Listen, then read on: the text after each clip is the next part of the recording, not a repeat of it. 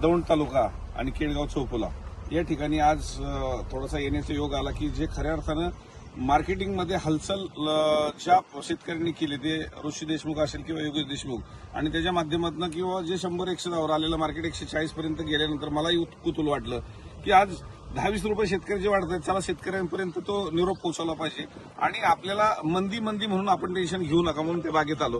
परंतु आज शेळकेंच्या बागेत आलो मी आज केडगाव चौफुलीला. तुमचं नाव सांगा.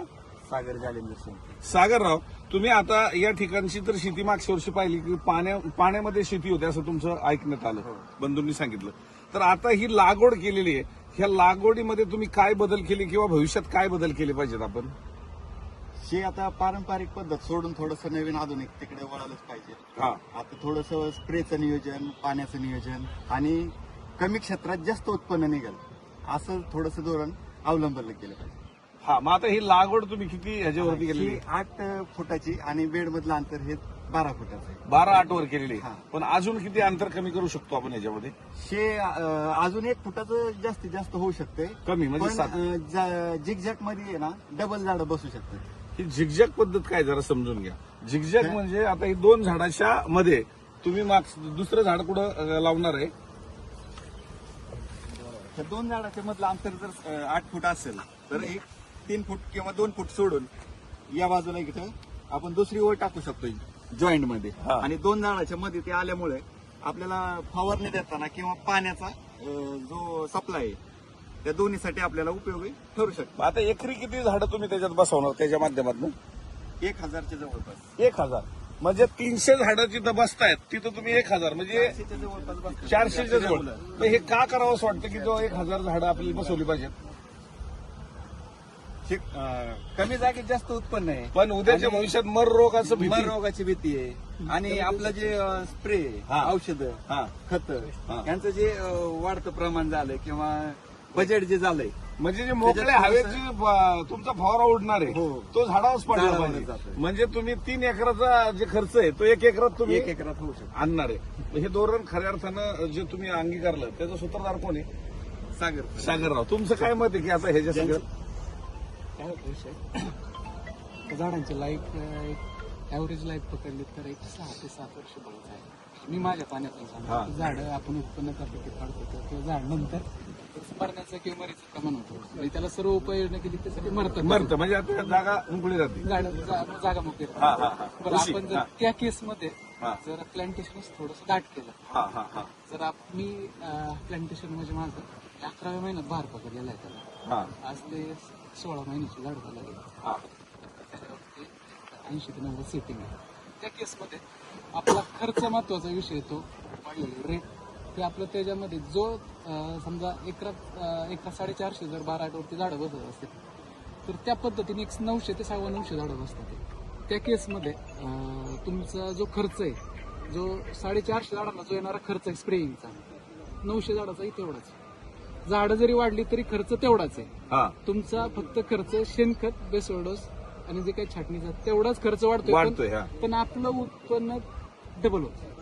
अच्छा, म्हणजे खऱ्या अर्थानं आता आपल्याला भविष्यामध्ये जर शेती कमी खर्चात करायची असेल तर नियोजन थोडंसं बदलावं लागेल. आणि हे बदलत असताना नवीन शेतकरी ज्यावेळेस त्याच्यात येत आहेत त्यांनी प्रयोग करताना अनुभवी शेतकऱ्यांचं मी गायडन्स घेतलं पाहिजे की जेणेकरून हा प्रयोग आम्ही का आणि कशासाठी करतोय आणि उद्याचं जे वाढलेले खर्च हे कमी जर झाले तरी डाळिंबाची शेती अजून आपण फायदा आणू शकतो.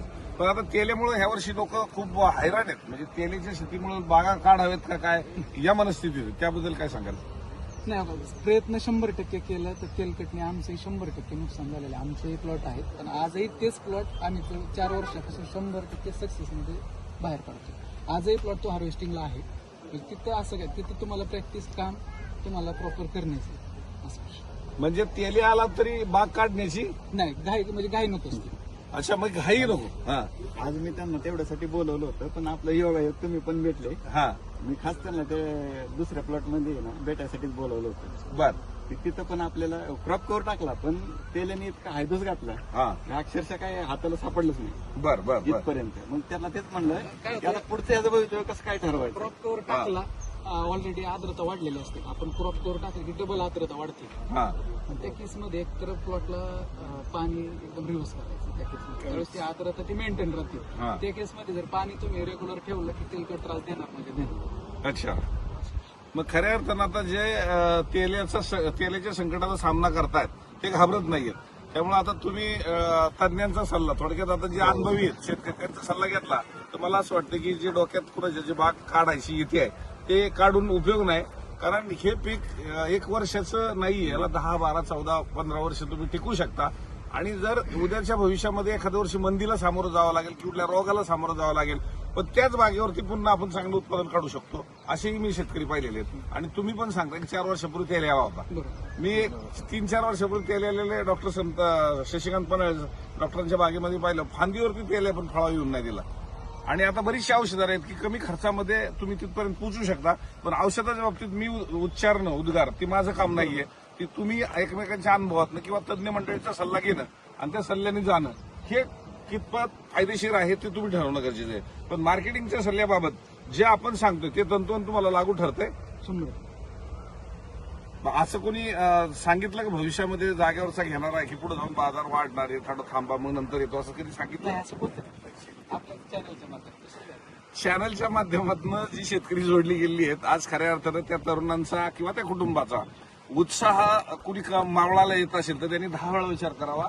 हे ज्यावेळेस लागवड केली त्यावेळेस ती कुठल्या आशेने केलेली आहे आणि त्या आशेला कुणी निराशा करायला जर येत असेल तर त्याला कुठंतरी आधाराची गरज आहे. अनेक कुठंतरी एखाद्या चांगल्या शेतकऱ्यांनी एकमेकाला साथ देण्याची गरज आहे किंवा तज्ज्ञांच्या मार्गदर्शनात पुढे जाण्याची गरज आहे. पण कुणी व्यापाऱ्यांनी येऊन ही डाळिंबाची शेती तुम्ही केली मग डाळिंब चांगला आणले पण पुढे जाऊन ती जी मंदी होणार आहे आणि त्यावेळेस माणूस खचतो की आता मी बाजारात आणायच्या टायमिंगला हा आपल्याला उद्याची झोप लागत नाही आणि हा झोप मोड करायला अजून येत असेल तर त्यांनी बघावं जरा 1 एकर आहे ना शेती करून बघ बाबा. जशी आम्ही पण बघितलेली आहे. या डाळिंबाची शेती करायला किती मेहनत लागते. कारण डाळिंबाची जो करतोय शेती त्याला प्रोत्साहन करा.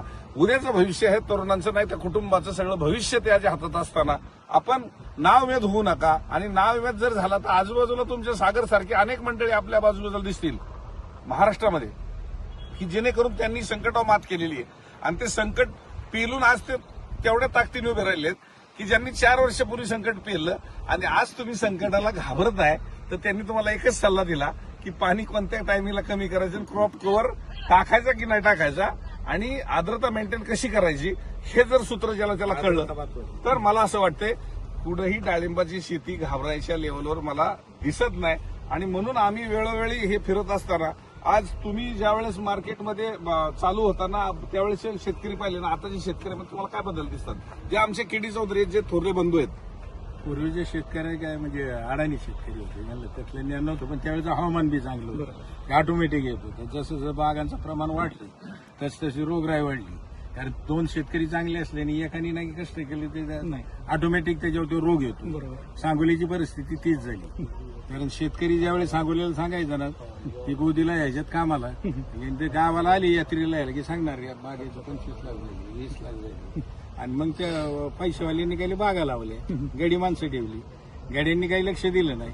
त्यामुळे सांगोल्याचं डाळिंब गेलं नाही तर सांगोला इंडियामध्ये 1 नंबर होता या क्रॉपमध्ये. आणि आजही परत शेतकरी तिथं सुधारायला लागलेली आहेत, हुशार आहेत. ही काय पैसा असला म्हणून पीक येणार आहे, त्याला ऑटोमॅटिक कष्टच करावं लागतं, हवामानाचा अंदाज घ्यावा लागतो. आता या छाटणीचं जरी तुम्ही बदललं शेड्यूल, रानाचा पोत पाहून डाळिंबाला कळी निघते पण रानाचा तो पोत काय खाल्ला, पांढरी मुळी चालती का त्या पद्धतीने आपलं रान कुठल्या ह्याच्यातलं. आणि ते याला मर रोग आहे ना 2 ते 3च पिकं चांगली धरायची 3-4 आणि मर रोग येणारच आहे. क्षेत्र बदलायचं. आता काहींचं म्हणणं असं आहे की 4 ते 5 वर्ष त्यातली बुरशी जात नाही आणि मग ते 4-5 वर्षांनी परत तिथं घ्यायचं ऊसाच्या केळीच्या पिकासारखं, केळीचं एखादं पीक घ्यायचं मध्ये आणि मग त्याच्यानंतर ते चालेल. 10, 30 आणि 40 एकर लावण्यापेक्षा 5-10 एकर लावीत गेलं का त्याची 10-20 एकर जमीन आहे, त्यांनी 2 एकर 4 एकर असं लावलं 2 एकरात सुद्धा उत्पन्न भरपूर निघतं.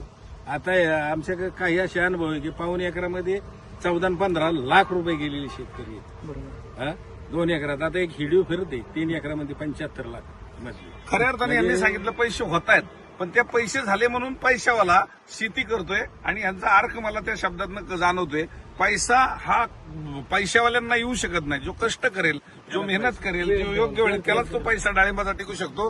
पैशावाल्यांनी ह्याच्यात असला पैसा तर दुसऱ्या ठिकाणी टाका दादा हो, पण ह्याच्यात टाकू नका, शेजारी रोख करू नका, असाच मला सल्ला खरं तर केली. नाही मी खर्डीच्या तिथला जो भाग पाहिला त्या काळात कारण यांच्या अनुभवातून मी पाहतोय 25 एकर. तुमचा पैसा आम्हाला त्रासदायक नाही, आहे, नाही. आमचा कष्टाचा पैसा आम्हाला झोपून नाही देत याला नाही. याला कष्ट आहेत, याला वशीला तर नाही. या पद्धतीने आपण खऱ्या अर्थानं यांचा सल्ला ऐकला. त्यांच्याकडे खरं तर खजाना भरपूर आहे, पण आता शेतकऱ्यांची मुलाखत घेतली, परत अशी तुमची वेळोवेळी नाही आम्हाला नाही माहिती द्या. टिपण करूनच देतो ना तुला.